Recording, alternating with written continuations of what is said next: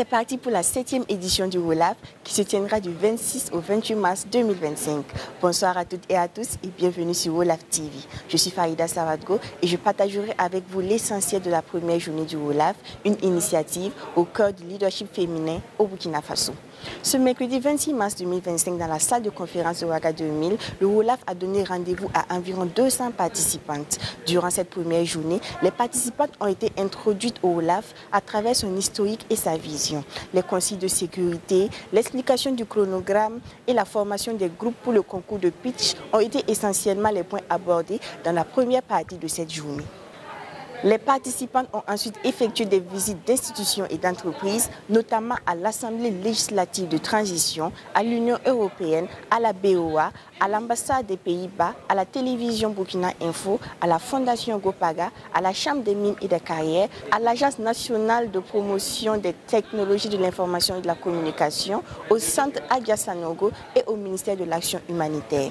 L'objectif de ces sorties était de permettre aux participants de s'imprégner des réalités des structures ayant des activités en lien avec leur catégorie, leur centre d'intérêt ou leur orientation professionnelle.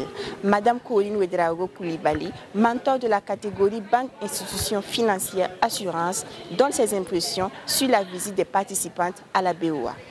Je trouve que c'est une belle initiative déjà de faire cette immersion au niveau de la banque parce que le domaine bancaire est un peu tabou. Lorsqu'on parle, on se dit bon, on est tout le temps casé à l'interne et tout. Mais lorsque il y a cette immersion-là, ça permet aux filles de voir comment on gère la banque, comment ça se fait, comment la clientèle se comporte, comment les chargés de clientèle, les directeurs d'agence et tout. Donc je trouve que c'est une belle initiative vraiment. La journée s'est poursuivie avec un moment d'échange avec la coach Fatim Touré. Cet atelier abordait la thématique de la confiance en soi et du leadership personnel. Durant 2 heures, Fatim Touré a abordé les questions de la connaissance de soi, de la valorisation de nos qualités et la nécessité d'abandonner nos mauvaises habitudes. Vous voyez? Donc ce n'est pas parce qu'on ne va pas vous choisir que vous avez moins de valeur. Des fois, on ne vous choisit pas parce que vous êtes trop bonne. À l'issue de l'atelier de Madame Fatim Touré, une projection s'en est suivie. Il s'agit du court-métrage Sous le voile de nos silences de Yasmine Delia Ido, alumni de WOLAF et également mentorée de la marraine de l'édition 2025, Apolline Traoré. Elle partage avec nous son expérience au WOLAF.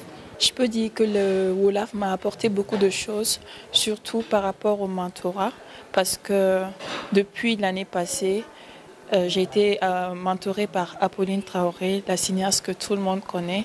Et au cours de ce mentorat, j'ai eu un accompagnement particulier avec cette dame. C'est beaucoup plus une relation de mère et fille que nous avons développée, plus qu'une relation de mentor à mentoré.